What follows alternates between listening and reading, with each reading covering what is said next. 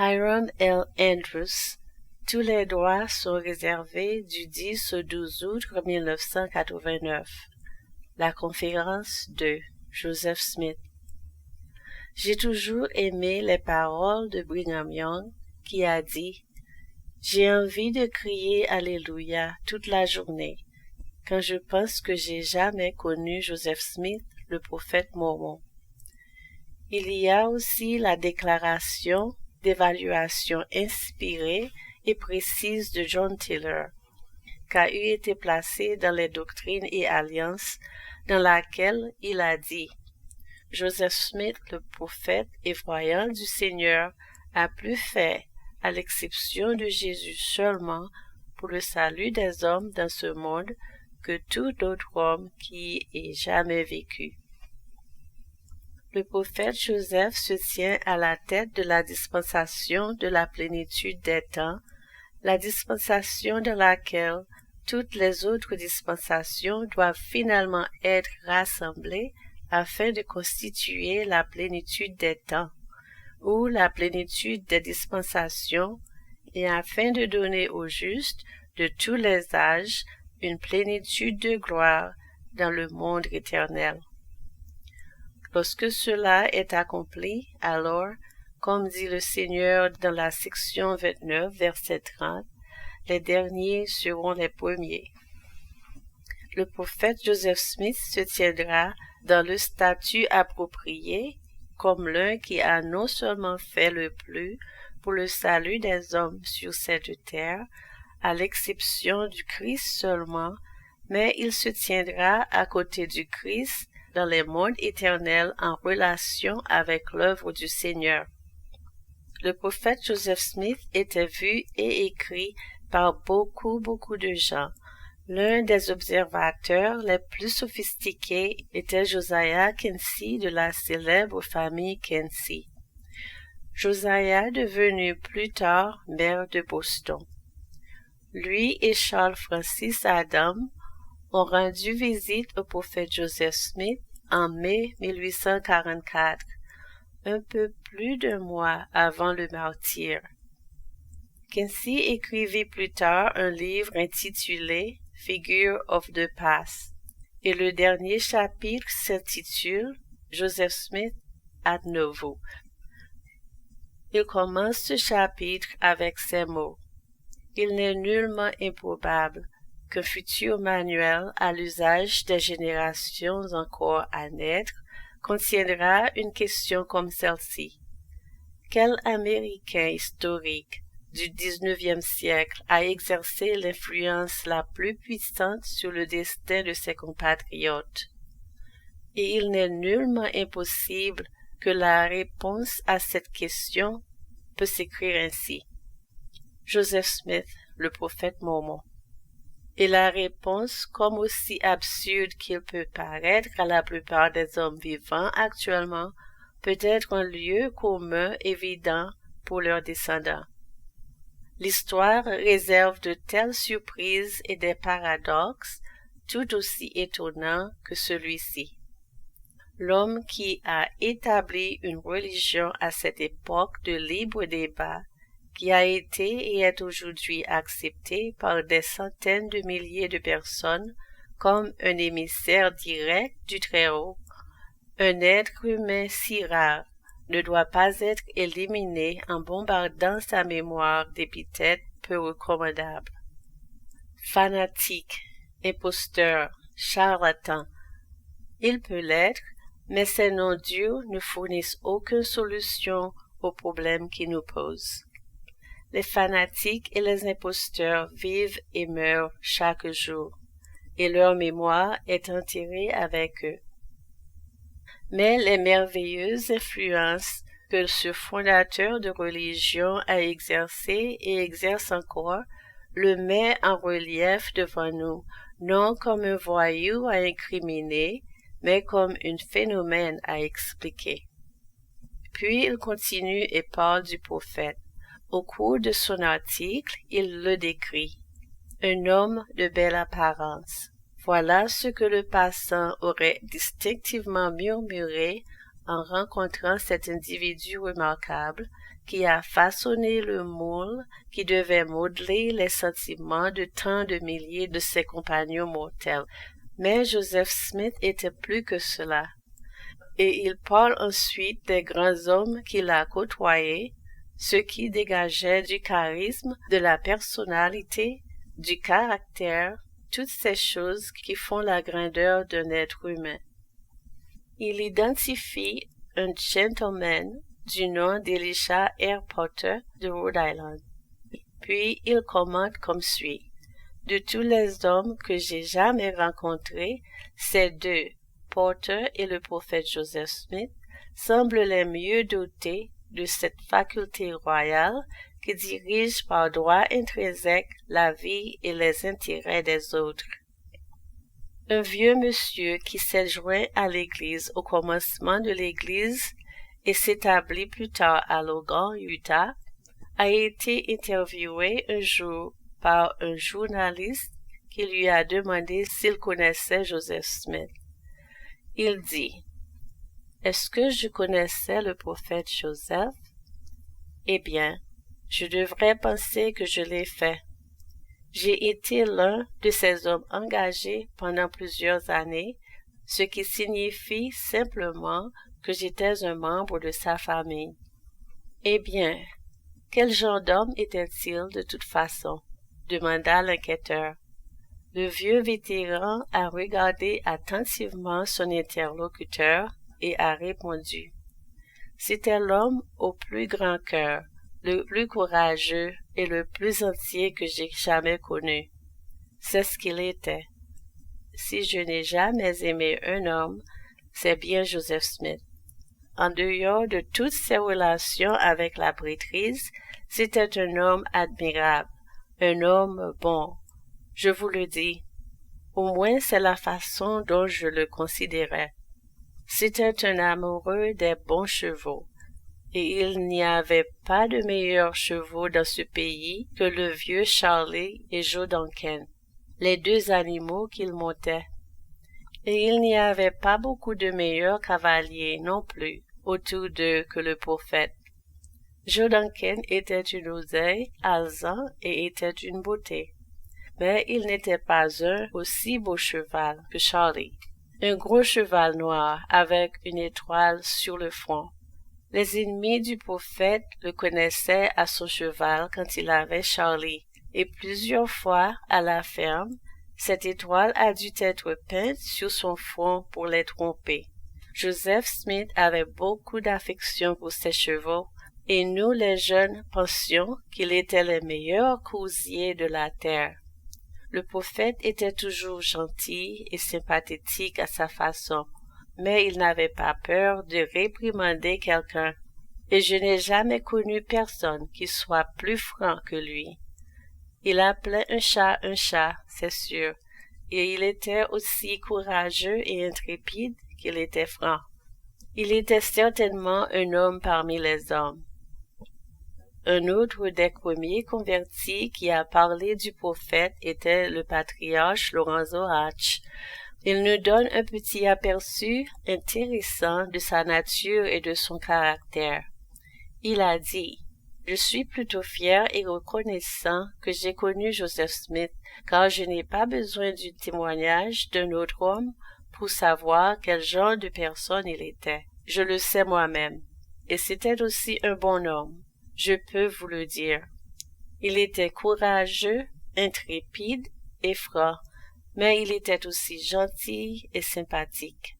Certaines personnes ont imaginé qu'il était un ignorant, mais c'est totalement faux, car à cette époque, on rencontrait rarement un homme plus brillant et plus progressiste que le prophète.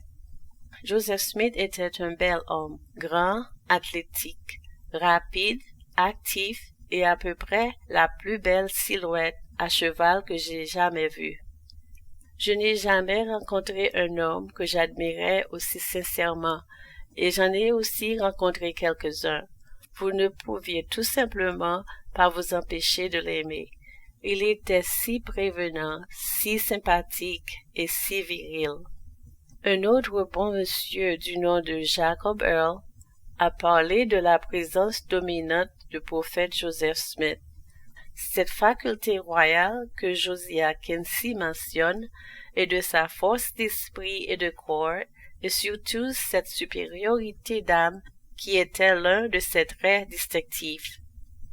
Lucy W. Kimball était une des premières converties très intimes avec le prophète. Elle fait cette déclaration. Quel genre de personne était Joseph Smith?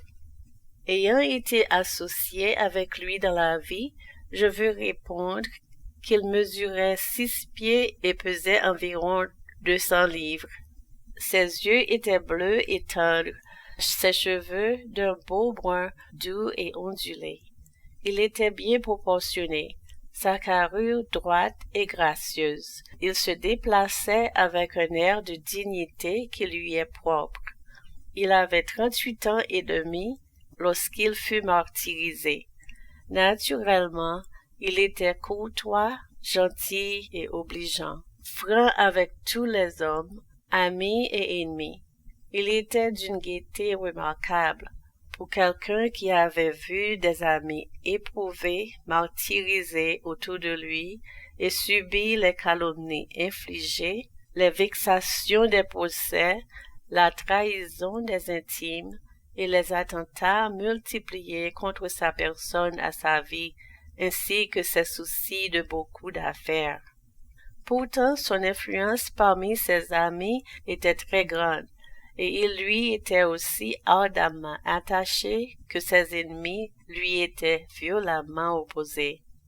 Une libre tolérance était accordée à toutes les religions opposées, et pourtant la persécution le suivait. Une très grande partie du monde considérait le prophète comme une merveille.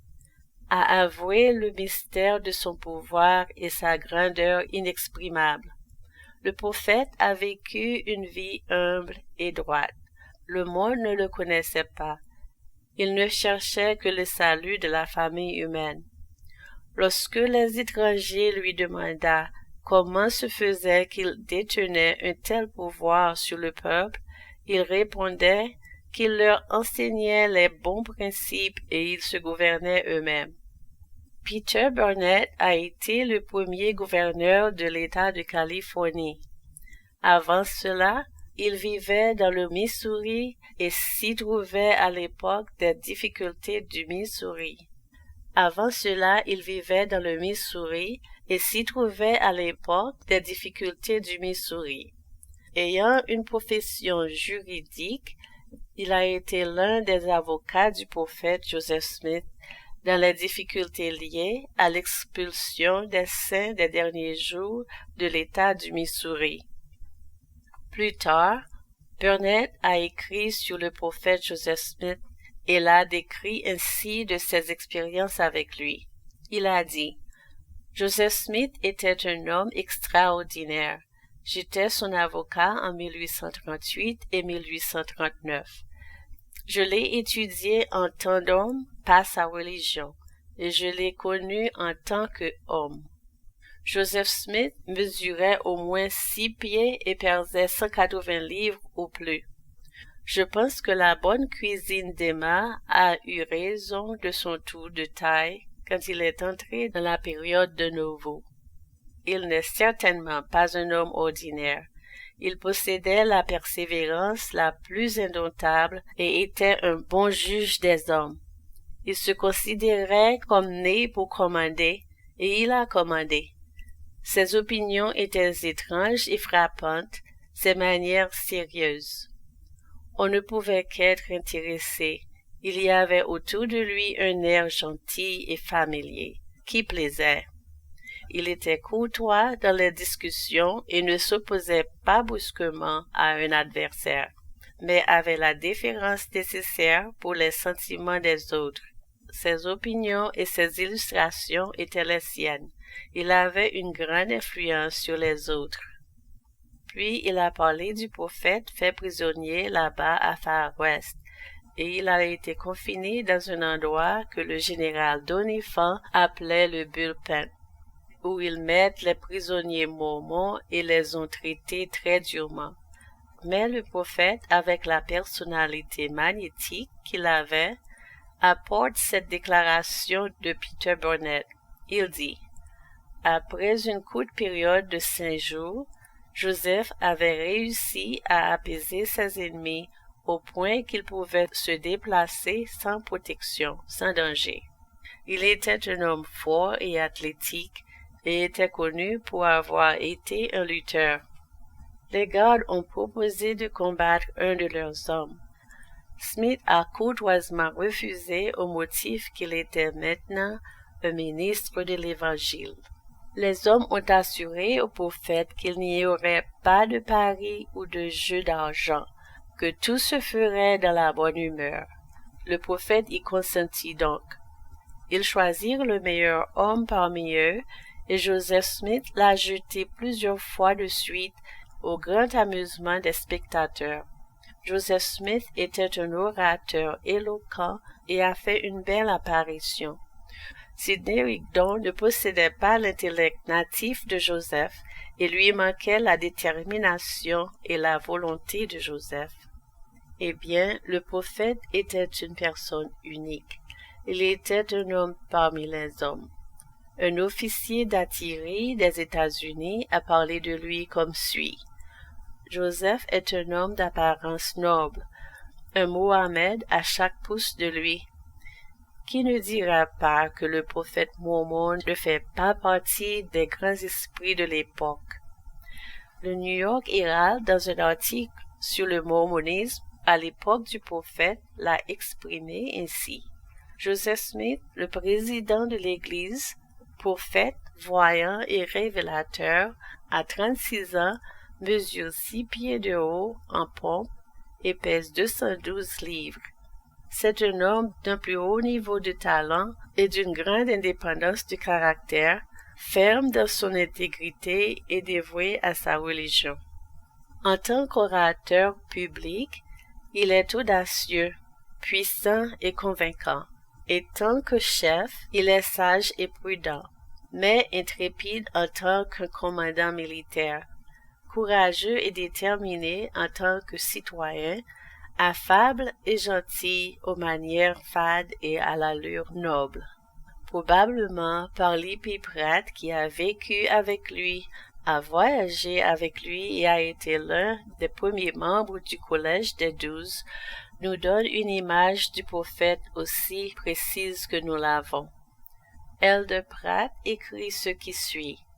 Le président Joseph Smith était une personne grande et bien bâtie, fort et athlétique, d'un teint clair, de cheveux clairs, des yeux bleus, de très peu de barbe, et d'une expression qui lui était propre, sur laquelle l'œil reposait naturellement avec intérêt et ne se lassait jamais de regarder. Son visage toujours attentif, affable, rayonnant d'intelligence et la bienveillance, mêlé d'un regard d'intérêt et d'un sourire ou d'une gaieté inconsciente, et entièrement libre de tout retenu ou affection de gravité. Et il y avait quelque chose lié au regard pénétrant, clair et constant de ses yeux, comme s'il allait pénétrer l'abîme le plus profond du cœur humain, et contempler l'éternité, pénétrer les cieux et comprendre tous les mondes. Il possédait une noble audace et une indépendance de caractère. Ses manières étaient faciles et familières, sa réprimande terrible comme le lion, sa bienveillance illimitée comme l'océan, son intelligence universelle, sa langue abondante d'une éloquence originale propre à lui-même, pas poli, pas étudié, pas lisse et adouci par l'éducation et raffiné par l'art, mais qu'il coule dans sa propre simplicité native et abondante en variété de sujets et manières. Il intéressait et édifiait en même temps qu'il s'amusait et divertit son auditoire, et aucun de ceux qui étaient jamais fatigués ne se et aucun de ceux qui étaient jamais fatigués de son discours ne l'écoutait. Je l'ai même connu pour conserver une congrégation d'auditeurs volontaires et anxieux pendant de nombreuses heures ensemble, au milieu du froid et du soleil, de la pluie ou du vent, alors qu'ils riaient à un moment et pleuraient le suivant. Même ses ennemis plus amers étaient généralement vaincus s'ils pouvaient une fois obtenir leurs oreilles. En bref, on lui était le caractère d'un Daniel et d'un Cyrus. C'était une merveilleuse mélangée. Les dons, la sagesse et la dévotion de Daniel étaient unis à l'audace, au courage, à la tempérance et la persévérance et à la générosité de Cyrus. Et s'il avait été épargné du sort de martyr jusqu'à l'âge adulte et à l'âge mûr, il était certainement doté des pouvoirs et de la capacité de révolutionner le monde à bien des égards et d'avoir transmis à la postérité un nom associé à des noms plus brillants et actes glorieux qui sont encore tombés sur le sort des mortels. Maintenant, ce genre d'observation ne vient pas seulement d'amis, mais d'ennemis. Une personne rencontrant le prophète enregistre cette déclaration. Mon impression en voyant le prophète et en lui serrant la main était que je me tenais face à face avec le plus grand homme de la terre. Un autre, quand je l'ai vu pour la première fois, j'ai cru qu'il était l'un des nobles de Dieu. Et en vieillissant, j'ai été profondément convaincu qu'il était un vrai prophète de Dieu. Wilford Woodruff l'a dit ainsi. Dans sa carrière publique et privée, il a porté avec lui l'esprit du Tout-Puissant et il a manifesté une grandeur d'âme que je n'ai jamais vue chez aucun autre homme. Une autre personne. Je l'ai connu dès que je l'ai vu. Bien que j'étais jeune, je savais qu'il était un homme de Dieu. Le général Moïse Wilson était l'un des anti-mormons les plus acharnés. Les mormons haineux, comme on les appelait en ce jour-là dans le Missouri. Lorsque le prophète a été fait prisonnier au Missouri, il a été pendant un certain temps sous la garde de Moses Wilson. Moses Wilson a ceci à dire de lui. C'était un homme très remarquable. Je l'ai porté dans ma maison prisonnier enchaîné, et en moins de 2 heures, ma femme l'aimait mieux que moi. Eh bien, c'est le prophète, le genre de personne qui allie personnalité, charisme et intelligence avec de grandes et profondes capacités spirituelles. Tout cela roulé en un seul paquet magnifique, si je peux m'exprimer ainsi. L'un de ses traits les plus distinctifs était probablement le regard de ses yeux. Nous avons des comptes où ce fait est mis en évidence à plus d'une occasion. Une personne l'a dit ainsi. Ses beaux yeux bleus semblaient plonger dans les pensées les plus intimes avec leur regard aiguisé et pénétrant. J'ai senti quand il était présent qu'il pouvait me lire d'un bout à l'autre. Il était très sociable, juste le genre d'individu idéal. À l'automne 1842, parce que ses ennemis étaient après lui, les ennemis du Missouri et la foule, etc., sont venus dans l'Illinois. Le prophète a estimé qu'il était approprié de simplement se retirer de la vie publique, alors il est allé dans une région, à la périphérie de Nauvoo, où vivait le père de John Taylor. Il dormait dans la maison des Taylor, prenant son petit déjeuner le matin, puis lui et le jeune frère de John Taylor, William Taylor, assommeraient autour, dehors des broussailles, et se tenaient à l'écart pendant la journée. Puis le soir, il revenait prendre le repas du soir, s'asseoir et parler des choses du royaume, et se retirer à répéter la performance le lendemain. William Taylor fait ce rapport de cette association plutôt intéressante et intime qu'il avait. Il est impossible pour moi d'exprimer mes sentiments à l'égard de cette période de ma vie. Je n'ai jamais connu la même joie et la même satisfaction dans la compagnie d'une autre personne, homme ou femme, que j'ai ressenti avec lui, l'homme qui avait conversé avec le Tout-Puissant. Il était toujours le plus sociable et le plus aimable des hommes, joyeux et jovial. On a beaucoup parlé de sa générosité et de son magnétisme personnel. J'en ai été témoin. Les gens vieux et jeunes l'aimaient et lui faisaient confiance distinctivement.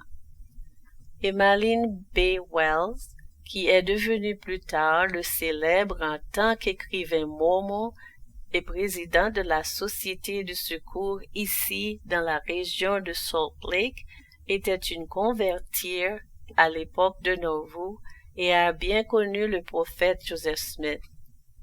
Elle fait cette déclaration à son sujet. Je l'ai entendu prêcher tous ses derniers sermons et je l'ai fréquemment rencontré et lui a serré la main et j'ai toujours senti au plus profond de mon âme qu'il était en effet un homme pas comme les autres. Il possédait le raffinement inné que l'on trouvait chez un poète né. Il n'était pas seulement un homme de puissance physique, mais il avait une sensibilité et un caractère raffiné, que l'on trouve chez un poète né ou dans la nature intellectuelle et poétique la plus cultivée. Il était au-delà de ma compréhension. La puissance de Dieu reposait sur lui à un tel degré qu'à maintes reprises il sembla transfiguré. Son expression était douce et presque enfantine au repos, et lorsqu'il s'adressait au peuple qu'il aimait, il semblait l'adorer. La gloire de son visage était au-delà de toute description. À d'autres moments, la grande puissance de ses manières, plus que sa voix, qui était pour moi d'une éloquence sublime, semblait ébranler la place sur laquelle nous nous tenions et pénétrer le cœur le plus profond des auditeurs. Et je suis sûre qu'alors ils auraient sacrifié leur vie pour le défendre. J'ai toujours écouté, fasciné, chacune de ses paroles, l'élu de Dieu dans cette dernière dispensation. Le prophète était un homme actif et il aimait le sport. En lisant les journaux du jour et son propre journal, on trouve la référence répétée à son engagement dans divers types d'activités physiques. Il avait l'habitude de faire tout son possible pour le faire. Il aimait lutter, il aimait tirer des bâtons, il aimait sauter au but, il aimait jouer au ballon et il aimait les choses physiques. Cela était apparemment caractéristique de lui, même en tant que jeune. Avant le moment où le prophète a obtenu les plaques à partir desquelles le livre de Mormon a été traduit, après la venue de l'ange Moroni et avant qu'il ait obtenu les plaques, cette période intermédiaire entre 1823 et 1827, il a au moins travaillé à temps partiel dans la partie sud du pays à l'État de New York pour un monsieur du nom de Joseph Knight. Knight possédait pas mal de terre, engageait des jeunes hommes pour travailler pour lui. Il avait 2 garçons, l'un d'eux s'appelait Joseph Jr. et un autre s'appelait Noel Knight. Joseph Jr. fait ce commentaire parlant du prophète. Sa noble tenue, sa fidélité et sa gentillesse ne pouvaient manquer de gagner l'estime de ceux qui avaient le plaisir de le connaître, que je mentionnerai qui semblait être une caractéristique particulière chez lui. Dans tous les sports et les divertissements de son garçon, je n'ai jamais connu personne pour prendre l'avantage de lui. Et pourtant, il était toujours gentil et gardait la bonne volonté de ses camarades de jeu. Vous trouvez des références répétées aux activités physiques du prophète. Une personne l'a décrit comme étant rapide comme un écureuil, fort comme un lion, mais aussi doux qu'un agneau. Le major Joseph McGee de Gallatin, Missouri, a rapporté: J'ai vu Joseph Smith lancer John Brassfield, le lutteur champion du comté, les 2 premiers chutes de match de 3. C'était un homme puissant. Une autre connaissance de prophète l'a dit ainsi: J'ai vu le prophète lutter, courir et sauter, mais je ne l'ai jamais vu battu. Dans tout ce qu'il faisait, il était viril et presque divin. À une occasion, le prophète était sorti faire une collecte pour son bon ami Orin Porter, Rockwell. Rockwell était entre les mains des Missouriens et la loi du Missouri à cette époque ne valait pas grande-chose, surtout avec la haine des Missouriens contre les saints des derniers jours. Ils avaient fait savoir que si le prophète élevait une certaine somme d'argent, il libérerait Porter, qui était l'un des amis intimes du prophète, et lui permettre de rentrer à la maison. Alors le prophète était sorti pour faire une collection. Alors, en se promenant ou en parcourant les rues, il trouva sur un terrain vague à Nauvoo un groupe de jeunes garçons mormons qui s'adonnaient aux activités frontalières de l'époque, tirant des bâtons et luttant. Parmi eux se trouvait un gros bonhomme de la ville voisine de la Harpe dans l'Illinois. Il avait assez bien montré sa maîtrise sur tous les garçons mormons de la région. Lorsque le prophète s'est approché pour faire connaître ses souhaits, ce grand gaillard pensa qu'il mettrait la dernière plume à sa casquette, alors il a défié Joseph Smith à une lutte. Le prophète a pris la collection et a dit d'accord. Alors ils se sont affrontés. Ce type lui a fait une passe qui était sa dernière. Le prophète fit un pas agile sur le côté, l'attrapa par la nuque du cou et le siège des culottes, et le hissa physiquement sur le dessus de sa tête, parcourut une courte distance et le laissa tomber dans un fossé d'eau, directement sur son dos. Et quand le gars est sorti en bouillonnant et en jaillissant, le prophète a tendu la main avec un grand et large sourire sur son visage, l'a tiré dehors, l'a donné une tape dans le dos et a dit: Maintenant, ça ne doit pas te déranger. Quand je suis avec les garçons, j'aime leur faire tout le plaisir que je peux. C'est le genre de personne qu'il était. Il aimait les choses sociales. Comme l'a dit Benjamin F. Johnson, qui est devenu un ami proche et intime, quand avec nous, il ne manquait pas d'amusement, car avec des blagues, des jeux, etc., il était toujours prêt à provoquer la gaieté, dont une phase correspond à des couplets en rime. Le prophète était un homme d'une extrême intégrité. Il avait juste une qualité d'intégrité que vous voyez rarement chez une personne.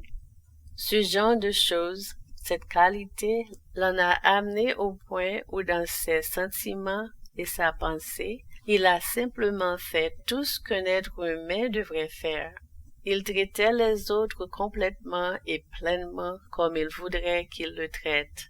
Il a fait sa part de travail pour qu'il ne soit pas question de dire: Eh bien, je suis le prophète du Seigneur et je dois aller parler au Seigneur et vous faites le travail. Par exemple, alors qu'il voyageait dans le camp de Sion, ce corps de quelques centaines d'hommes quitta Kirtland et marcha sur 1 millier de kilomètres jusqu'au comté de Jackson pour faire un effort de rétablir les saints des derniers jours sur leur terre, car ils avaient chassé de comté de Jackson par la foule. Comme ils se déplaçaient dans une situation frontalière avec eux, ou pas de route au printemps de l'année et avec de la boue parfois jusqu'aux essieux, Cette situation réduisait les gens à l'intégrité de base. Nous avons cette déclaration faite du prophète. Le camp de Sion, en passant par l'État de l'Indiana, ont dû traverser de très mauvais marécages. Par conséquent, nous avons dû attacher des cordes aux chariots pour les aider à traverser. Le prophète était le premier homme à la corde, pieds nus. C'était caractéristique de lui. Le prophète était d'une simplicité enfantine et il aimait les enfants. Lorsqu'un groupe de saints des derniers jours venait à Kirtland, des convertis venus de certaines régions, le prophète allait leur rencontrer. Après avoir serré les mains des hommes et dit bonjour aux dames, il allait jouer avec les enfants. Il était juste ce genre de personne. Un journaliste a fait cette déclaration à son sujet.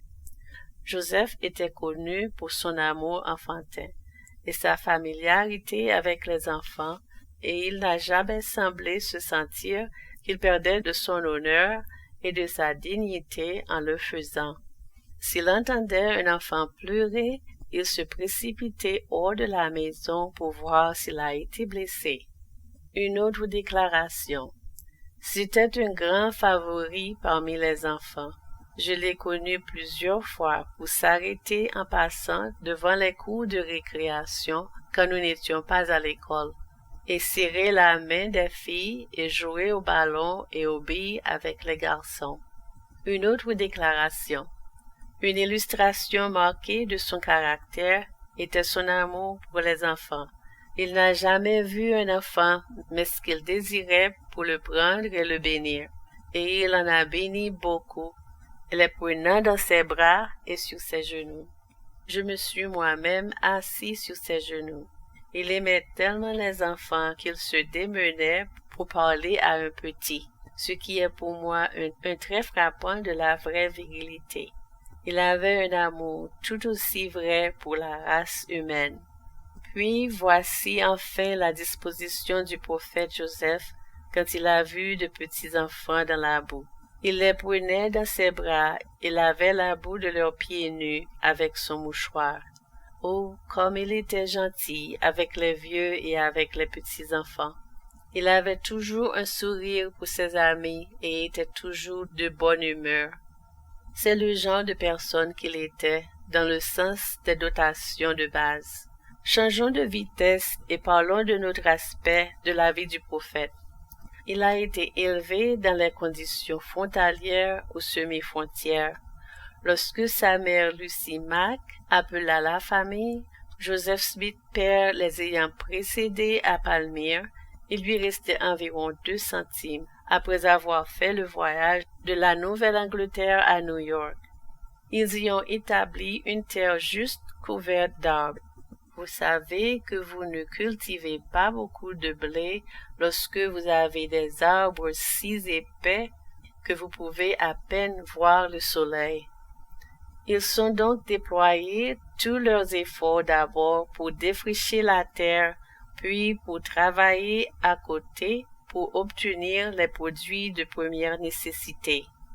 En raison de ce genre de vie à ses débuts, le prophète avait très peu d'occasions, voire aucune, d'obtenir une éducation. Martin Harry a dit que lorsqu'il a commencé à traduire le livre de Mormon, il ne pouvait pas épeler le mot février sans utiliser l'Urim et le Thummim. Emma Smith a dit qu'il ne pouvait pas dicter une lettre cohérente, et pourtant a-t-elle dit, encore et encore, elle l'a vu dicter en une période de 75 jours ouvrables, ou à peu près, ce volume sacré que nous appelons le livre de Mormon. Comme elle appelait le dîner, le scribe s'arrêtait, et il pouvait s'arrêter juste au milieu d'une phrase, et quand le prophète revint et prit l'Urim et le Thummim, il ne dit pas « Olivier, relisez le premier paragraphe pour voir où nous allons ». Il a juste pris l'Urim et le Thummim, l'a regardé, a dicté le mot suivant et a continué tout droit, comme s'il n'y avait pas eu de pause. J'ai écrit plusieurs livres, et vous ne pouvez tout simplement pas faire ce genre de choses. Cela ne peut tout simplement pas être fait, à moins que vous ne vouliez avoir une sorte de document errant et sinueux. Vous ne pouvez pas faire cela et obtenir le genre de document que vous avez dans le livre de Mormon. George A. Smith, le cousin du prophète, l'appelait un laboureur, quelqu'un qui cultivait la terre et avait à peine assez d'éducation pour lire sa Bible. Orson Pratt, qui était l'un des premiers convertis, lorsqu'il revenait de ses missions, restait parfois avec le prophète chez lui. Il a expliqué les capacités éducatives de base du prophète en ces termes. Il pouvait lire sans trop de difficulté et écrit d'une main très imparfaite et avait une compréhension très limitée des règles élémentaires de l'arithmétique. C'était ses plus hautes et seules réalisations. Lorsque le prophète a commencé la traduction du livre de Mormon, c'était dans ces circonstances. Cela ne veut pas dire qu'il est resté ainsi. Le prophète s'est levé tôt le matin, jour après jour, semaine après semaine, et il a étudié la grammaire, et il a étudié l'allemand, et il a étudié l'hébreu. Il est devenu une personne très instruite et raffinée. C'est une personne qui avait un intellect natif que je ne crois trouver simplement, pas personnellement, avoir vu également dans l'Église depuis son époque. Je parlais une fois dans le bureau de l'historien avec Preston Nibley, qui a écrit 20 ou 30 livres sur des sujets mormons, y compris une biographie du prophète. Il disait: « Vous savez, quand j'ai écrit mon livre sur Brigham Young, et il en a écrit un autre sur le président Young, je me suis tellement familiarisé avec lui que je pouvais commencer à lire le compte-rendu d'un sermon et je pouvais dire comment il allait finir. Mais je n'ai jamais pu faire cela avec Joseph Smith. » Puis il a observé: « Dans mes sentiments personnels, je pense que Brigham Young était notre deuxième plus grand président. Mais pour moi, je ne pense pas qu'il soit arrivé au sommet des chaussures du prophète. Que pensez-vous, frère Andrews? » J'ai dit: « Eh bien, je déteste être en désaccord avec vous, frère Nibley.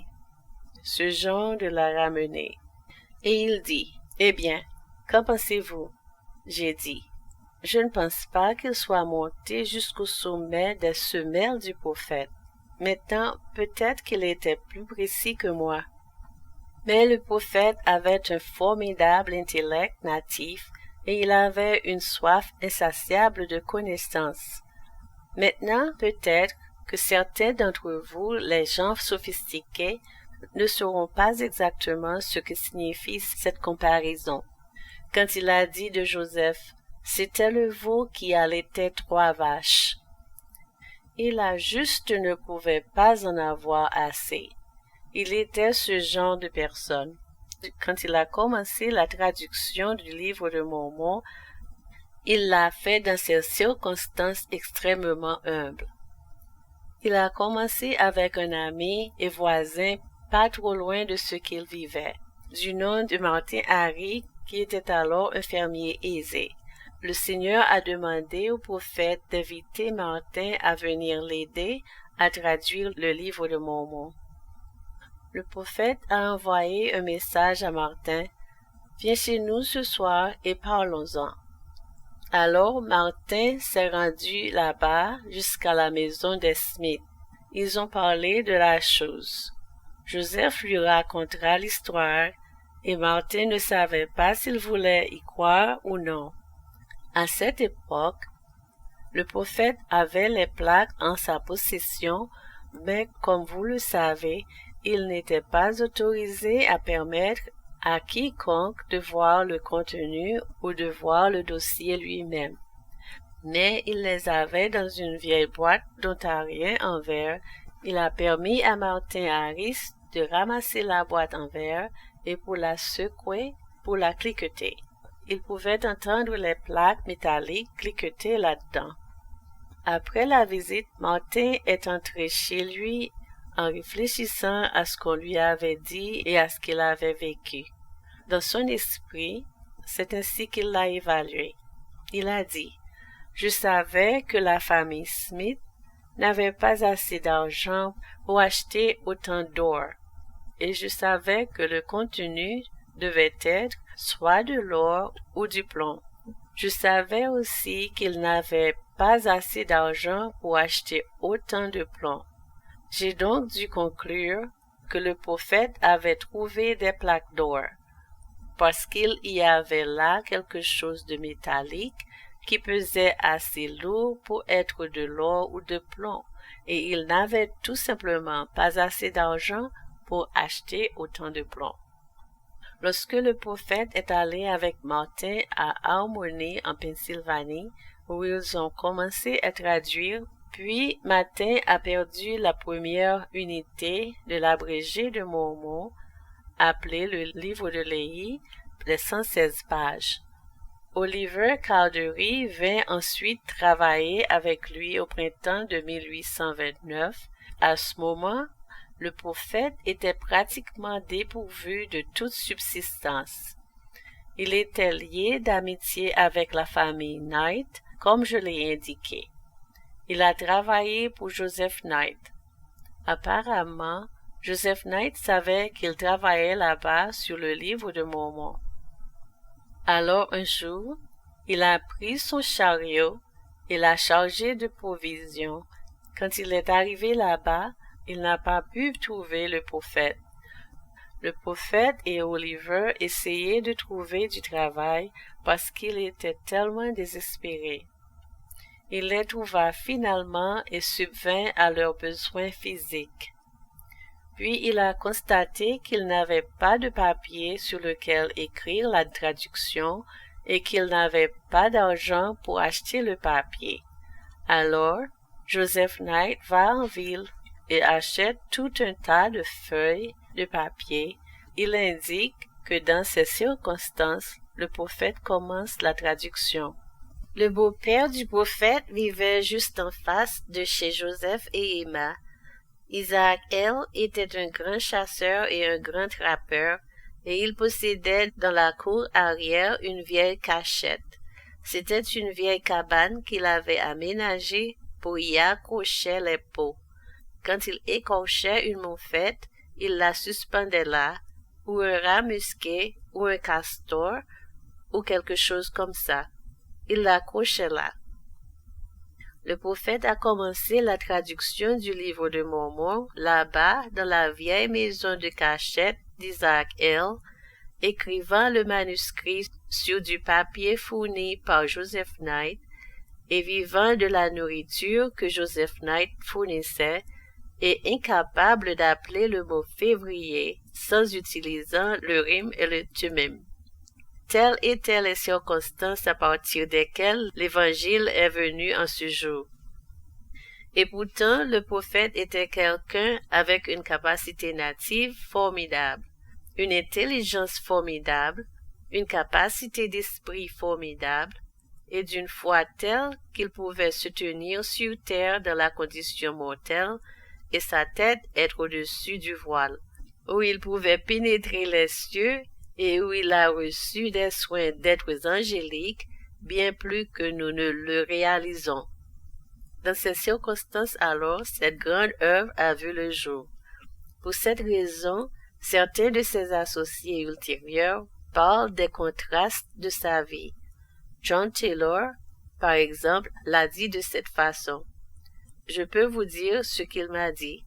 Il a dit qu'elle était très ignorant des voies, les conceptions et les objectifs de Dieu et qu'il ne savait rien à leur sujet.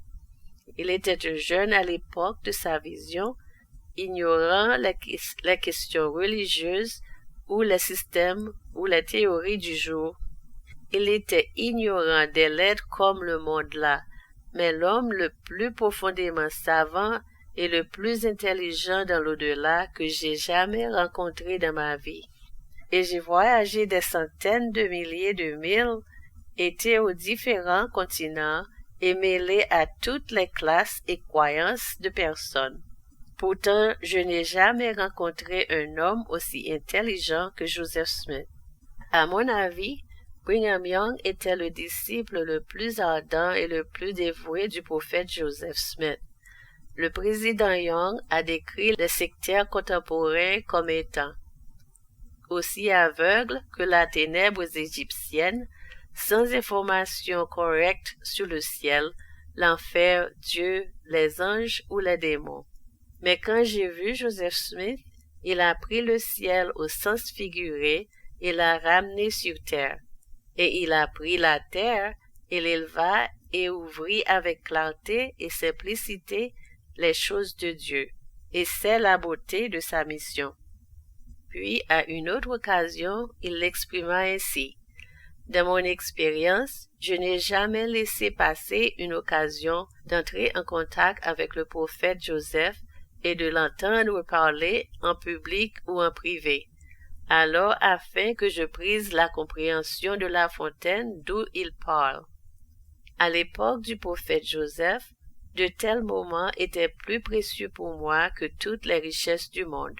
Quelle que soit l'ampleur de ma pauvreté, si je devais emprunter un repas pour nourrir ma femme et mes enfants, je ne laissais jamais passer une occasion d'apprendre ce que le prophète avait à transmettre. Puis il confesse, « Ceci maintenant est le secret de votre humble serviteur Brigham. » C'est là qu'il a puisé la perspicacité de sa compréhension. Quand donc le prophète a-t-il obtenu le sien?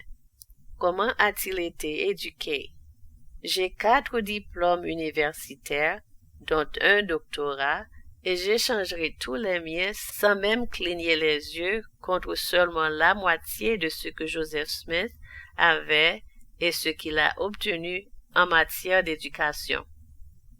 Cela a commencé avec cette grande théophanie que nous appelons la première vision, au printemps de 1820.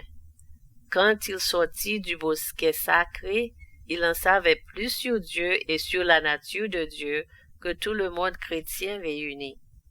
La véritable éducation qui a été donnée au prophète a commencé avec l'ange Moroni. C'était en quelque sorte un type d'éducation idéale où vous avez 2 personnes assises sur la bûche et des instructions globes oculaires entre elles. Il a commencé à prier le Seigneur pour déterminer quelle était sa condition et sa situation devant Dieu.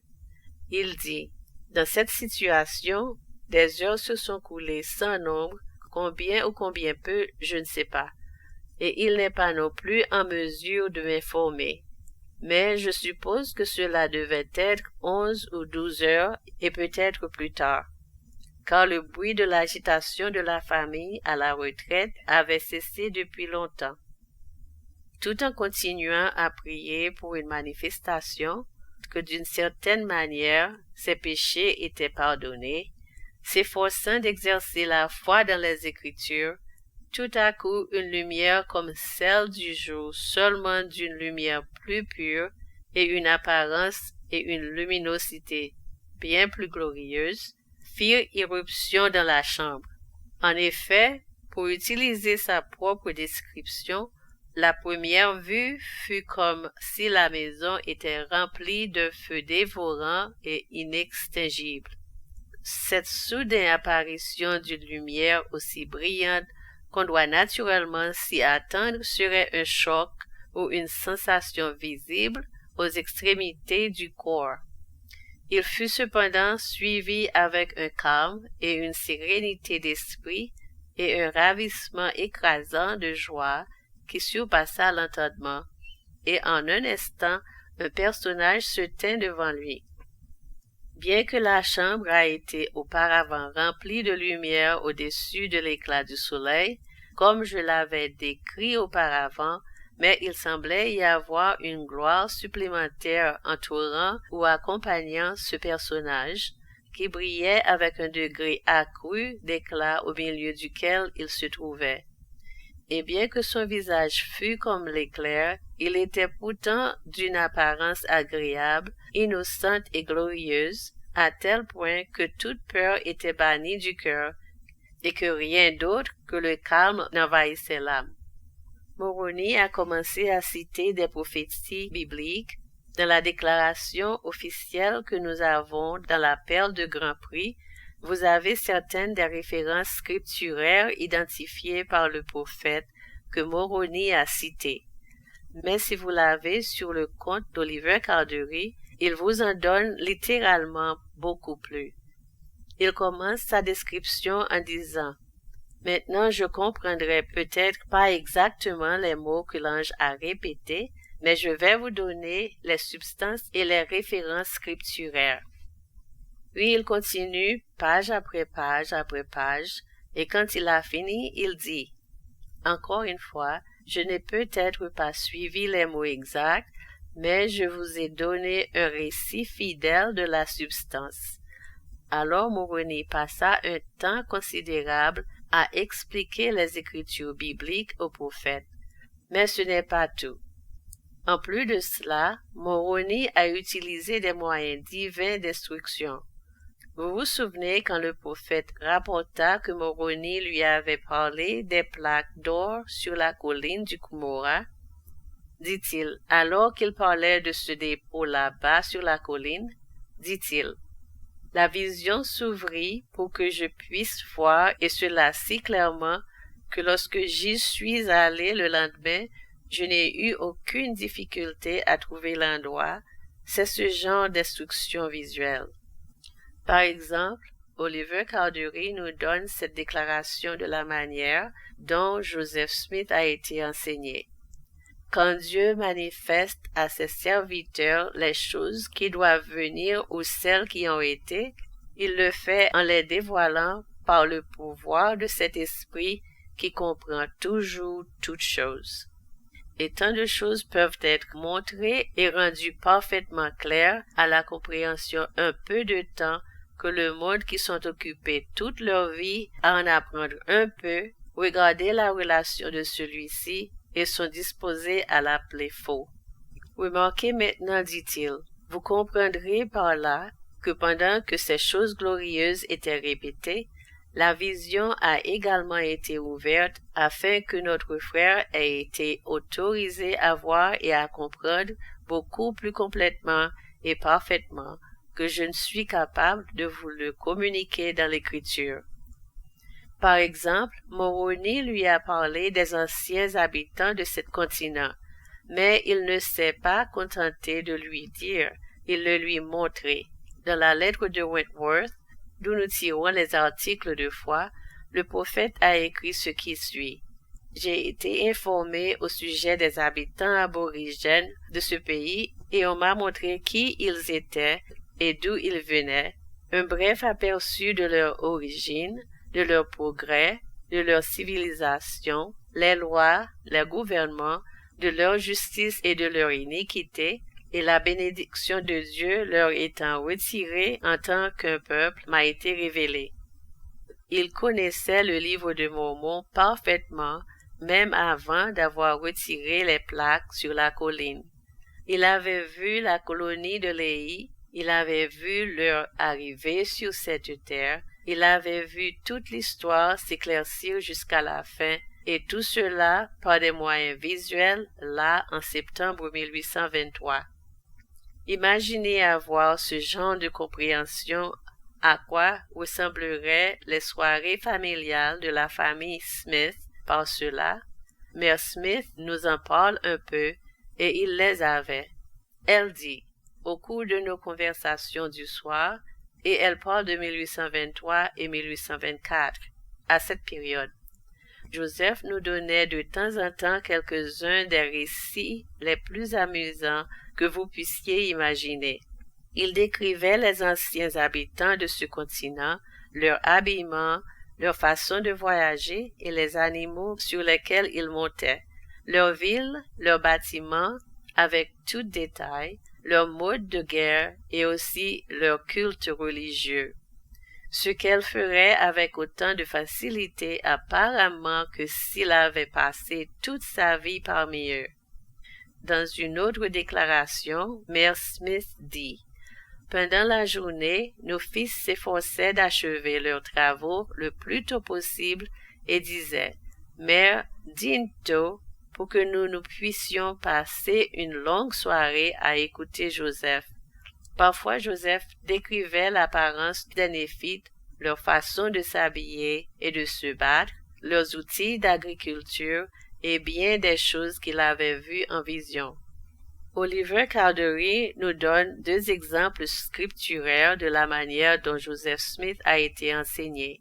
L'un d'eux est ici dans le livre des Terres. Vous savez, Mark Twain a dit qu'il avait lu une fois le livre de Mormon. Il l'appelait le chloroforme imprimé. Il a dû commencer ici avec le livre des Terres, à mon avis. Mais ici, dans le livre des Terres, vous avez sérieusement maintenant le récit du frère de Jared et la grande vision qui lui a été montrée. Ici dans Ether 3, et c'est une référence qu'Oliver Cowdery donne comme exemple de la façon dont Joseph Smith a été enseigné, verset 25. Lorsque le Seigneur eut dit ces paroles, il montra aux frères de Jared tous les habitants de la terre qui avaient été, et aussi tous ceux qui seraient, et il ne les pas cachés à sa vue, même jusqu'aux extrémités de la terre. De la même manière, Joseph Smith a été instruit. Oliver Cowdery donne une autre référence qu'on trouve dans le livre de Moïse, dans la Perle de Grand Prix, chapitre 1, où quand Moïse parlait avec le Seigneur, le récit dit qu'il jeta les yeux et vit la terre, oui, même toute la terre, et il n'y avait pas une particule de cela qu'il n'ait jamais vu, la discernant par l'Esprit de Dieu, et il en a vu aussi les habitants, et il n'y avait pas une âme qu'il n'ait pas vue. Et il les discerna par l'Esprit de Dieu, et leurs nombres étaient grands, même innombrables comme le sable de la mer. Moroni a utilisé les mêmes moyens divins pour instruire Joseph Smith, et il lui a montré la colonie de Léhi. Il a dévoilé les Écritures et les lui a enseignées non seulement par des moyens verbaux, mais par les pouvoirs intelligents de l'esprit et par les moyens et des processus visuels, de sorte que lorsque le prophète sort de cette expérience, il a une éducation basée sur ce que j'appellerais technique audiovisuelle céleste. Alors que le prophète se rendait à la colline de Cumorah le lendemain, il lui enseigna d'autres choses. Cette fois, la vision s'ouvre de deux manières différentes. L'une, il voit dans le monde des esprits, et l'autre, il voit les forces de l'adversaire. Alors qu'il se dirigeait vers la colline du Cumorah, il avait des signes de douleur dans les yeux. Je veux dire, il a été tenté à cause de la valeur monétaire de ces disques. Si vous n'avez pas assez d'argent pour acheter un livre de plomb, vous pourriez réfléchir à 2 fois si l'ange vous dit qu'il a de l'or dans les collines. Alors qu'il se dirigeait vers la colline du Cumorah, il était attrapé par le fait que ses plaques étaient en or, et il avait des signes de douleur dans ses yeux. Lorsqu'il monta sur la colline du Cumorah, il trouva immédiatement l'endroit, se procura un bâton et souleva les pierres supérieures du dépôt sacré et commença à se pencher pour soulever les plaques. Comme il l'a fait, un choc très grave et puissant est venu sur son corps, et il ne pouvait tout simplement pas atteindre sa main plus loin. Cela le rejeta en arrière, et il regarda la chose, et il était là. Et il fit un autre effort. C'était un gars costaud. Alors il a essayé à nouveau, et cette fois un autre choc puissant. Il fit donc un 3e effort. Cette fois, il s'est retrouvé sur le dos en bas de la colline. Il a fait le commentaire. Comment est-ce que je ne peux pas obtenir ces choses? Quel est le problème? Le messager dit « Parce que tu n'as pas observé les commandements » et il lui explique que les exigences strictes étaient nécessaires et qu'à la suite de ne respectant pas ces exigences strictes, il n'était pas autorisé à prendre les plaques à l'époque. Avec cela, et voici comment Oliver Cowdery l'explique, à cet instant, il regarda vers le Seigneur dans la prière. Alors qu'il priait, les ténèbres commencèrent à se dissiper de son esprit et son âme s'illumina comme le soir avant. Il était rempli du Saint-Esprit. Le Seigneur manifesta de nouveau sa condescendance et sa miséricorde. Les cieux s'ouvrirent et la gloire du Seigneur apparut tout autour et reposa sur lui. Tandis qu'il se tenait ainsi, regardant et admirant, l'ange dit « Regarde ». Et comme il parla ainsi, il vit le prince des ténèbres entouré de son innombrable suite d'associés. Tout cela se passa devant lui, et le messager céleste dit « Tout cela est montré, le bien et le mal, le saint et l'impur, la gloire de Dieu et la puissance des ténèbres, afin que vous connaissiez la différence et que vous sachiez désormais différencier les deux puissances et que vous ne soyez jamais influencés ou vaincus par le méchant. Voici, tout ce qui attire ou conduit à faire le bien est de Dieu, et tout ce qui n'est pas le fait vient du méchant. C'est lui qui remplit le cœur des hommes de mal pour marcher dans les ténèbres et blasphémer Dieu. Et vous apprendrez désormais que ces voies sont à la perdition, mais que la voie de sainteté est la paix et le repos. Ensuite, le prophète a reçu une vision de l'avenir, y compris la restauration de l'Évangile, la restauration de la sainte prêtrise et des choses qui se passent, même dans le futur jusqu'à nos jours, et que nous n'avons pas encore vu s'accomplir. Lorsque le prophète a vu cette vision des puissances des ténèbres et de la gloire de Dieu, il a été informé de cet ancien récit.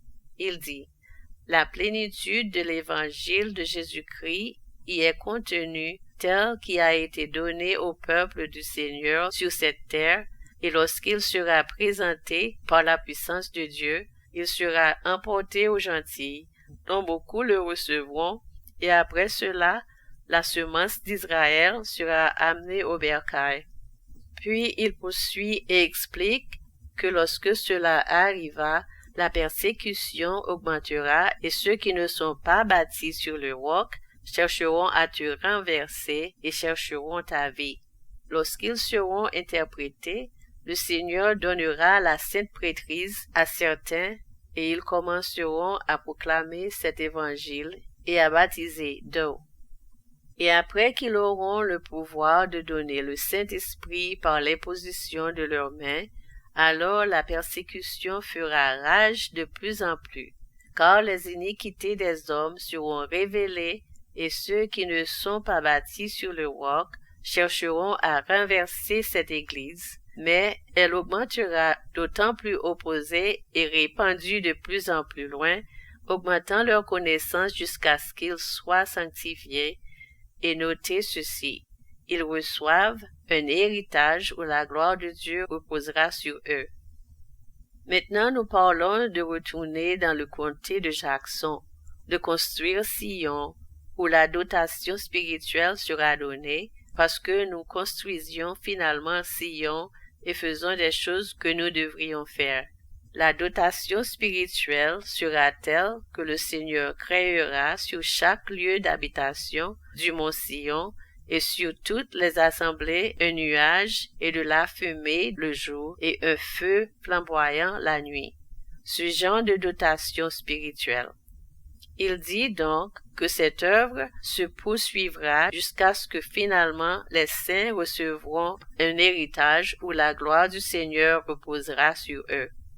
Lorsque cela aura lieu, lorsque vous arrivez à ce moment et que tout sera préparé, les 10 tribus d'Israël sera révélées dans le pays du Nord.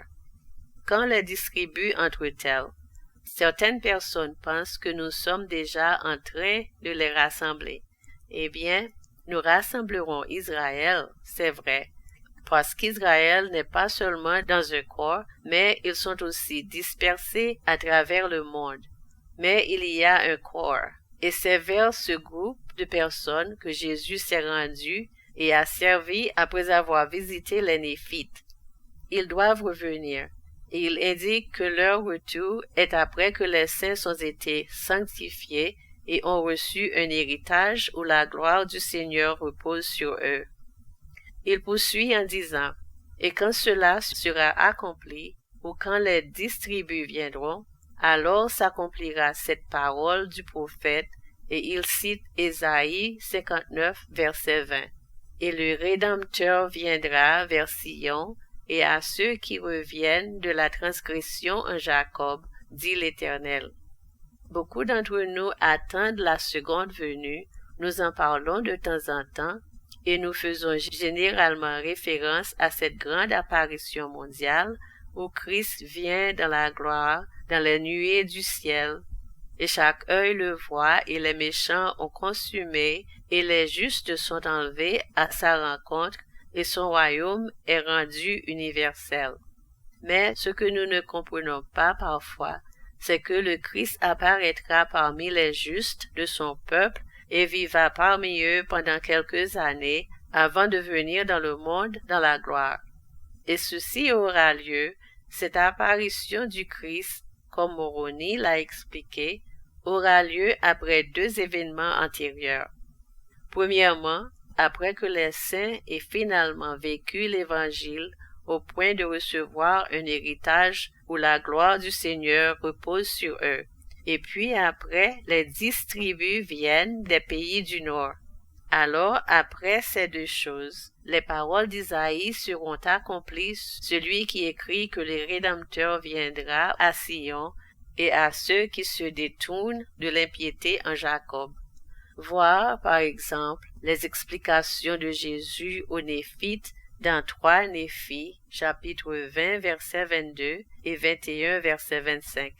Comme le prophète est instruit concernant ces choses, alors il lui est montré que cette œuvre à venir est conçue pour apporter de merveilleuses transformations, non seulement dans les vies individuelles et non seulement sur cette terre, mais finalement dans le monde entier. Le prophète Joseph l'a dit ainsi. J'ai l'intention de poser une fondation qui révolutionnera le monde. Ce ne sera pas par l'épée ou le fusil que cela sera accompli, mais le pouvoir de la vérité est tel que cela finira par se faire. Mais alors que Moroni parlait de ces événements avec le prophète, il dit ceci. C'est pourquoi, dit l'Éternel, je ferai une œuvre merveilleuse parmi ce peuple, une œuvre merveilleuse et un prodige. La sagesse de leurs sages périra, et l'intelligence de leurs prudents sera cachée. Car selon ses alliances qu'il a faites avec ses anciens saints, son peuple, la maison d'Israël, doit parvenir à la connaissance de l'Évangile et gagner ce Messie que leurs pères ont rejeté, et avec eux la plénitude de l'Évangile, être rassemblés pour se réjouir en un seul troupeau et un seul berger. Maintenant, cela ne peut pas être réalisé, cette œuvre merveilleuse et un prodige ne peut être réalisée avant que certaines choses préparatoires ne soient accomplies. Car c'est ainsi que le Seigneur l'a proposé dans sa propre pensée. Il t'a donc choisi comme instrument, s'adressant à Joseph, comme un instrument entre ses mains pour mettre en lumière ce qui accomplira son acte étrange et réalisera les œuvres merveilleuses et un prodige. Maintenant, le livre de Mormon est pour moi le plus grand miracle des temps modernes. Pour penser que le prophète a complété cela en 75 jours ouvrables et vraiment entrer dedans et comprendre ce qu'il dit, Il contient la clé non seulement de la connaissance de l'Évangile, mais de notre époque, qui est supérieure à tout ce que vous pouvez trouver n'importe où ailleurs. Et c'était prophétique au nième degré. Si vous voulez en savoir plus sur ce qui va se passer dans les années 1990, la meilleure source à consulter est le livre de Mormon. Si vous le lisez et le lisez de la manière dont il est prévu, que vous le compreniez. Parfois, nous appelons le livre de Mormon une œuvre merveilleuse et un prodige, mais ce n'est pas le cas. Le livre de Mormon était une action préparatoire à l'œuvre merveilleuse. L'œuvre merveilleuse et un prodige est l'établissement du royaume du Seigneur, le rassemblement d'Israël, un tout nouvel ordre de société et de gouvernement qui apportera la paix et la justice et renouvellera la terre à un état paradisiaque de gloire. C'est le travail merveilleux et une merveille. Dans cette œuvre merveilleuse, la sagesse des sages périra et l'intelligence des prudents sera cachée. C'est ce genre d'œuvre que le Seigneur a initié par l'intermédiaire de ce jeune homme, le prophète Joseph Smith. En rapport avec cela, il ne s'agissait pas seulement de l'apparition de Moroni sur la scène. Outre Moroni, à cette époque, il y avait d'autres prophètes néphites. Par exemple, dans la lettre de Wentworth, et je parle de 1823 à 1827, cette période de temps, le prophète Joseph écrit comme suit. Après avoir reçu de nombreuses visites des anges de Dieu, et le mot est pluriel, des anges, pas seulement Moroni, dévoilant la majesté et la gloire des événements qui devaient se produire dans les derniers jours. Le matin de septembre 1827, l'ange du Seigneur remit les annales entre mes mains. Eh bien, il avait eu des anges, beaucoup d'anges, avant d'avoir les plaques. Nous disons habituellement Moroni, Jean-Baptiste, Pierre, Jacques et Jean, mais vous voyez ce que nous avons laissé de côté avec ce genre de déclaration. Voici John Taylor. Lorsque Joseph Smith fut suscité comme prophète de Dieu, Mormon, Moroni, Néphi et d'autres des anciens prophètes qui vivaient autrefois sur ce continent, et Pierre et Jean et d'autres qui vivaient sur le continent asiatique vinrent à lui. Voici George Q. Cannon, qui était l'un des grands esprits de l'Église et conseiller de la première présidence pour plus d'un prophète. Il dit, si vous lisez l'histoire de l'Église depuis le début, vous découvrirez que Joseph a été visité par divers êtres angéliques. Mais aucun d'eux n'a professé lui donner les clés jusqu'à ce que Jean-Baptiste vienne à lui. Moroni, qui détenait les clés du bâton d'Éphraïm, rendit visite à Joseph. Il a sans doute aussi reçu des visites de Néphi, ou peut-être d'Alma et d'autres. Mais bien qu'il soit revenu et ait eu l'autorité, détenant l'autorité de la prêtrise, nous n'avons aucun récit de leur ordination. Voyez ce que j'essaie de dire. C'est que le prophète avait une familiarité avec les anciennes personnalités du passé. William Taylor, qui était avec lui à l'époque où il se tenait hors de la vue des Missouriens qui le poursuivaient, a ceci à dire sur lui alors qu'il évalue Joseph. Il dit, il semblait être tout aussi familier avec le monde des esprits et aussi bien familiarisé avec l'autre côté qu'il était ici.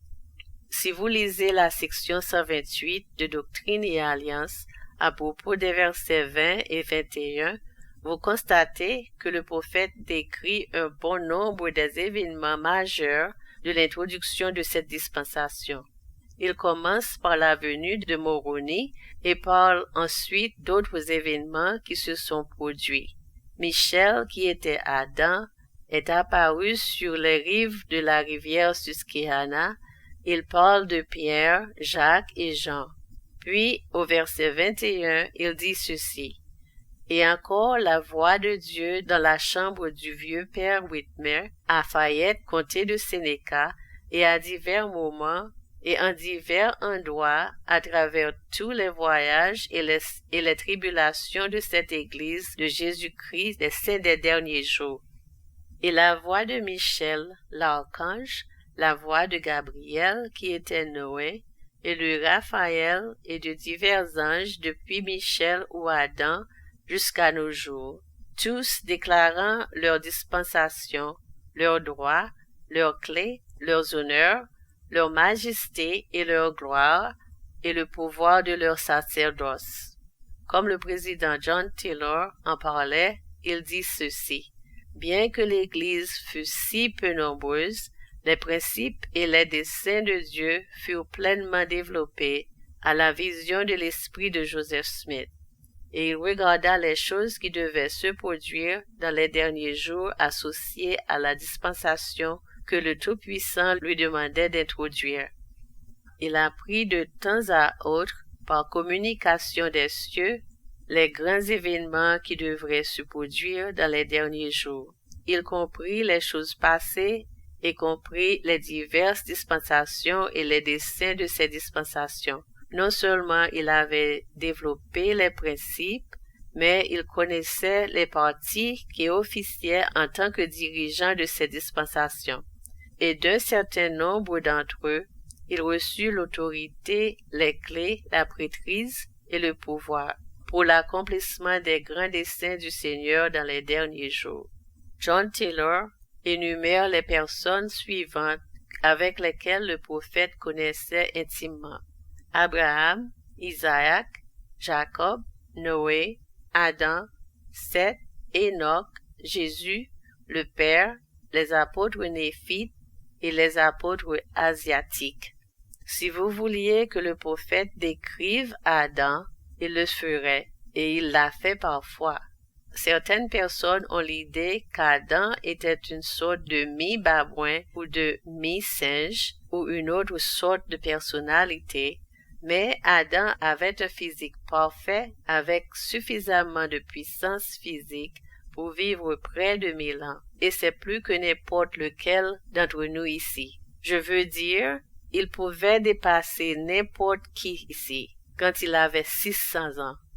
Quand le prophète parle de lui, il dit qu'après la chute, quand il est parti à la chasse, il ne s'est pas inquiété d'utiliser une arme, il l'a simplement renversée.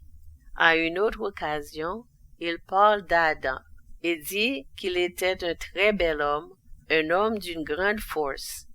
Une fois, une bonne sœur de New York s'était convertie à l'Évangile, et tandis qu'elle faisait son travail sur la maison, une vision glorieuse s'est ouverte et elle a vu un personnage très glorieux. Elle le décrit, mais elle a estimé que peut-être pour ne pas être trompée, elle ne devrait le dire à personne. Alors elle en a parlé à son mari, et c'est à peu près tout. Un jour, le prophète Joseph était au passage de retour vers l'est, et il s'arrêta et passa la nuit avec eux. Pendant qu'ils conversaient le soir, cette bonne sœur saisit l'occasion pour lui raconter sa vision et lui dit: « Maintenant, frère Joseph, je ne veux pas être trompée. Qu'en pensez-vous? » Le prophète l'a informé qu'elle avait eu une véritable vision et qu'elle venait du Seigneur, et que la personne qu'elle avait vue était Adam. Il a dit qu'il avait vu le même ange plusieurs fois. C'est Michel, l'archange, qui lui a été révélé. Il l'avait vu plusieurs fois. C'est ce genre de personne. Nous pensons à Pierre, Jacques et Jean venant restaurer la prêtrise dans le désert entre Harmony et Colville, mais il était sur la scène plus souvent que cela.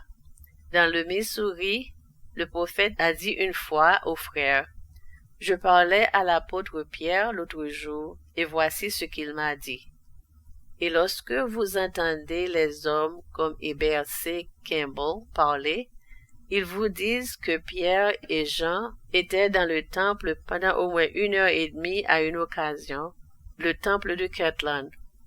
Le prophète s'assied et a une conversation d'1 heure et demie avec Jean le Révélateur. C'est ce genre d'expérience que vous devez voir si vous voulez comprendre Joseph Smith. Il a vécu et respiré ce genre de choses à tel point que, comme le dit William Taylor, il était aussi familier là-bas qu'il était ici. Vous avez du mal à distinguer où se situe le voile quand vous avez une personne comme ça. Et dans ces circonstances, il a été enseigné et instruit, et cela non seulement par le ministère, mais par les moyens visuels.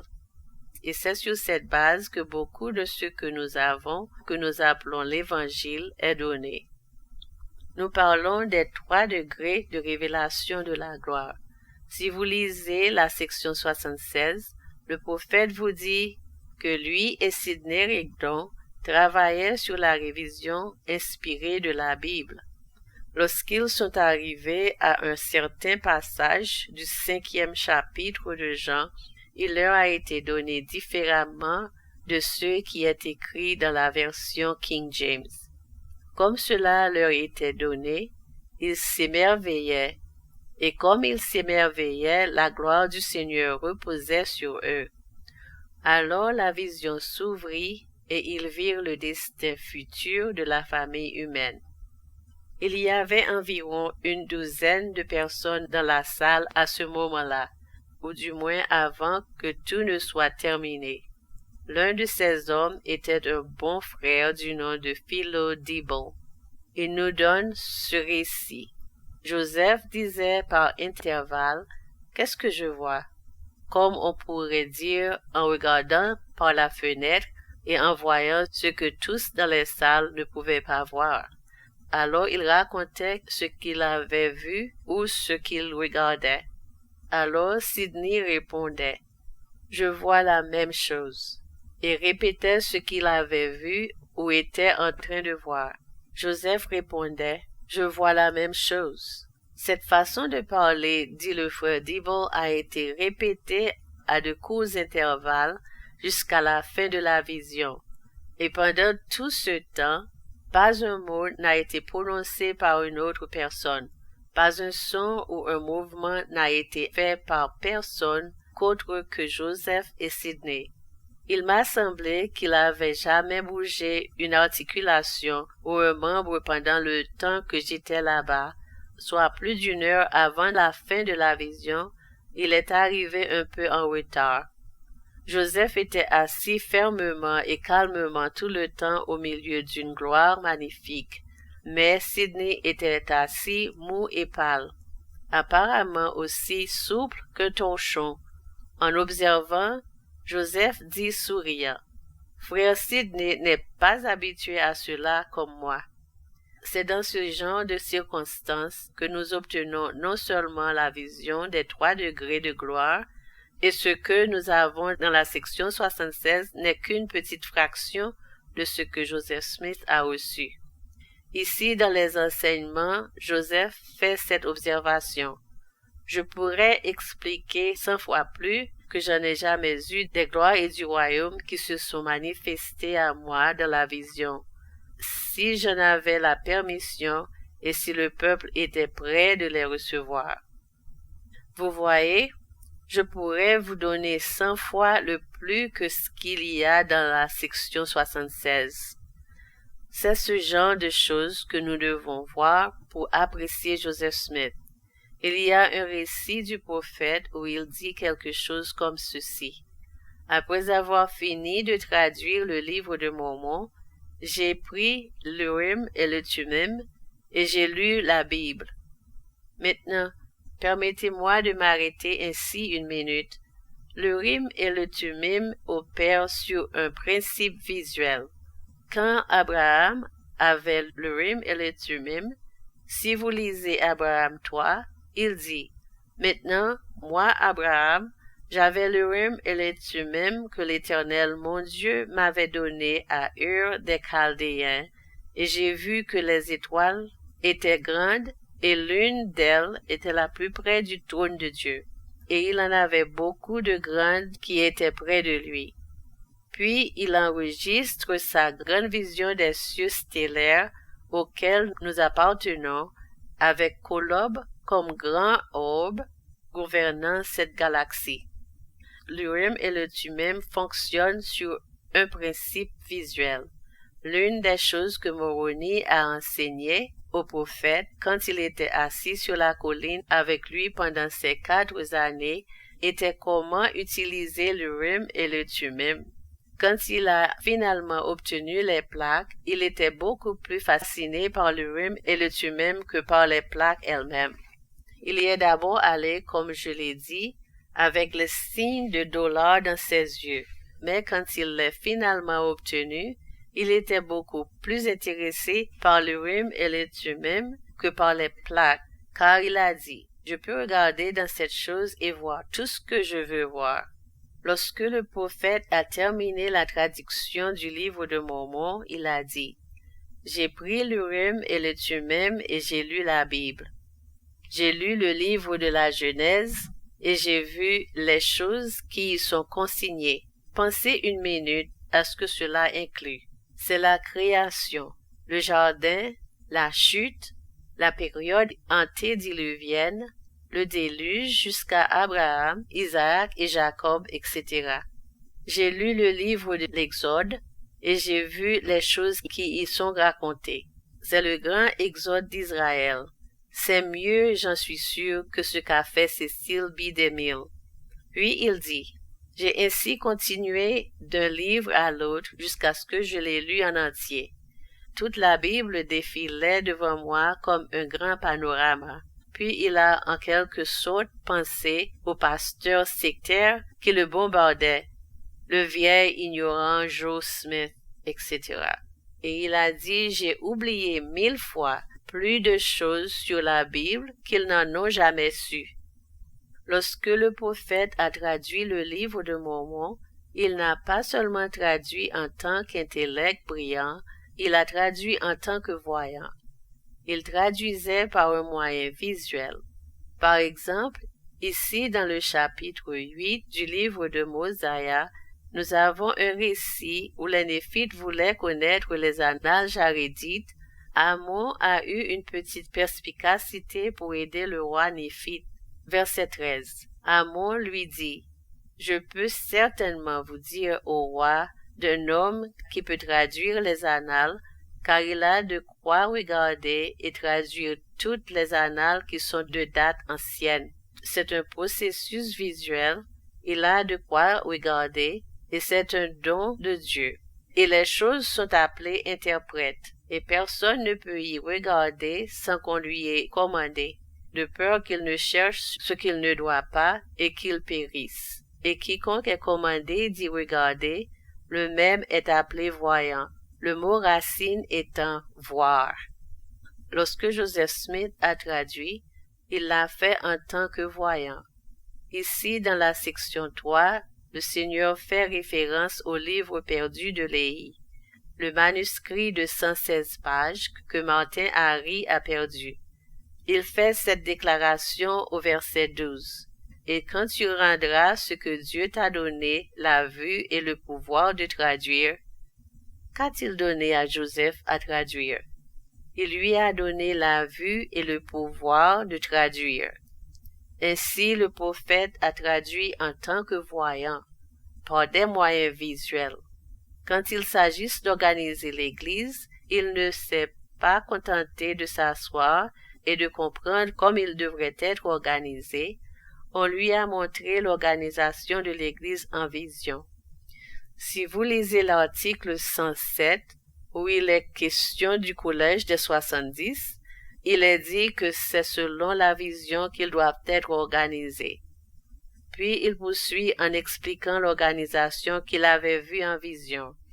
De même, lorsque le prophète a finalement remis les clés du royaume aux 12 au printemps de 1844, il le fit avec ce commentaire. « J'ai maintenant terminé l'œuvre qui m'a été confiée en vous confiant toutes choses pour l'édification du royaume selon la vision céleste et le modèle qui m'a été montré du ciel. Beaucoup de choses que nous avons ne sont pas venues simplement parce que Joseph Smith a prié et a reçu une révélation. Il est venu à cause du principe de la vision et de la révélation, ouvrant aux prophètes des scènes des derniers jours et les scènes de l'organisation de l'Église et les scènes de la doctrine. Et cela était vrai du temple. Le prophète ne s'est pas contenté de s'asseoir et de se trouver un architecte. Il a dit, « Seigneur, que veux-tu construire ?» Et le Seigneur lui a montré. En ce qui concerne le temple de Novo, le temple était en construction au moment où Josiah Quincy et son ami distingué Charles Francis Adam ont visité Novo, juste avant le martyre. Ainsi, le prophète les amenait autour de la ville, et entre autres choses, il les amenait sur la site du temple. Pendant qu'il était là, les ouvriers travaillaient au temple, et l'un d'eux travaille sur l'une de ces énormes pierres faciales qui se dressent au sommet des piliers, si vous avez une vision dans votre esprit, le temple de Novo. Et ce bon frère a demandé au prophète, « Frère Joseph, ce visage est-il exactement comme celui que tu as vu en vision ?» Le prophète s'assoit et le regarde et l'étudie, et il dit, « C'est très proche, sauf que le nez est juste un peu trop large. » Puis Josiah Quincy fait ce commentaire. Étant vraisemblablement comme quelque chose que Smith avait vu en vision, il ne peut être comparé à aucun bâtiment ecclésiastique qui peut être discerné par la vue naturelle. Au cours de cette construction, le prophète a engagé un architecte pour traduire sa vision en conception architecturale. Ce bon frère du nom de Weeks est venu un jour et il a dit, « Joseph, cette chose n'est tout simplement pas conventionnelle. Elle défie tout ce qui concerne la conception architecturale. Je suggère que vous fassiez ceci et ceci et cela. » Eh bien, le prophète l'a écouté très attentivement et quand il a fini, Joseph a fait ce commentaire. « Je souhaite que vous exécutiez mes dessins. J'ai vu en vision l'aspect splendide de ce bâtiment illuminé et je le ferai construire selon le modèle qui m'a été montré. Lorsque vous profitez les bénédictions de l'Église, de l'Évangile, mes frères et sœurs, pensez d'où ils viennent. Ils venaient d'un voyant du dernier jour. Ils venaient d'un homme qui pouvait dire et a dit ceci. Paul a vu le 3e ciel, et moi encore plus. Ils sont venus d'un homme qui a écrit à un éminent Américain et a dit, « J'ai été témoin des visions de l'éternité, et j'ai vu les demeures glorieuses de la félicité et les régions de la misère des damnés. J'ai entendu la voix de Dieu et communié avec les anges, et j'ai parlé comme poussé par le Saint-Esprit, pour le renouvellement de l'alliance éternelle et pour le rassemblement d'Israël dans les derniers jours. C'est ma méditation toute la journée et plus que ma nourriture et ma boisson, de savoir comment je ferai les saints de Dieu comprendre les visions qui roulent comme une vague débordante devant mon esprit. » Puis il a prononcé le plus grand de tous les discours enregistrés, et je souligne le mot enregistré, le discours du King Follett. Il a conclu dans cette déclaration, « Vous ne me connaissez pas. Vous n'avez jamais connu mon cœur. Personne ne connaît mon histoire. Je ne peux pas la raconter. Je ne saurais jamais l'entreprendre. Je ne reproche à personne de ne pas croire mon histoire.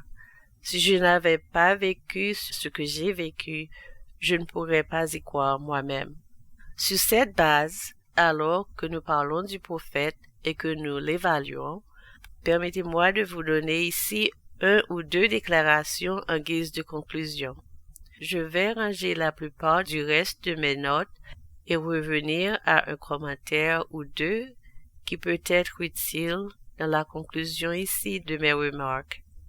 Voici Wilford Woodruff. Il n'y a pas un homme aussi grand que Joseph dans cette génération. Les gentils le regardent et il est comme un lit d'or caché à la vue humaine. Il ne connaissait pas ses principes, son esprit, sa sagesse, son vertu, sa philanthropie, ni sa vocation. Son esprit, comme celui d'Enoch, s'élargit comme l'éternité, et seul Dieu peut comprendre son âme. Ensuite, il a le New York Sun, un journal de l'époque. Ce Joseph Smith doit être décrit comme un personnage extraordinaire, un héros prophète, comme Carlyle pourrait l'appeler. C'est l'un des plus grands hommes de son époque et l'avenir se classera au rang de ceux qui, d'une manière ou d'une autre, auront fortement imprimé son empreinte sur la société. Ensuite, il y a John Greenleaf Whittier, le poète. Une fois dans l'histoire du monde, nous avons eu un prophète yankee et nous l'avons eu en Joe Smith. Pour le meilleur et pour le pire, il a laissé sa trace sur le grand chemin de la vie, ou pour reprendre les mots de Horney, s'est fracassé une fenêtre dans le mur du XIXe siècle, d'où son visage rougeau, audacieux et de bonne humeur scrutera les générations à venir. J'ai étudié toute ma vie sur le prophète Joseph, académiquement et par intérêt personnel. Et je peux dire en toute sécurité que si vous deviez rechercher et retrouver un homme et un seul homme, où l'appellation de prophète, voyant et révélateur peut être utilisée de manière appropriée au-dessus de tous les autres individus qui ont détendu l'appel prophétique, d'Adam à le présent, à l'exception de Jésus seul, cet homme serait Joseph Smith, le prophète mormon. Il était un plus grand législateur que Moïse, et il était un plus grand voyant que Samuel. Et dans les temps modernes, il a connu une ascension plus phénoménale, des circonstances plus humbles qu'Abraham Lincoln. Il connaissait plus de théories que Jonathan Edwards, et lui, et non Emerson, est notre Américain le plus grand et le plus sage. Je vous rends mon témoignage qu'il était tout ce qu'il prétendait être, un prophète de Dieu, un révélateur, un voyant, et que la grande vision qui lui a été donnée, ouvrant les desseins du Seigneur pour l'avenir, est toujours en cours.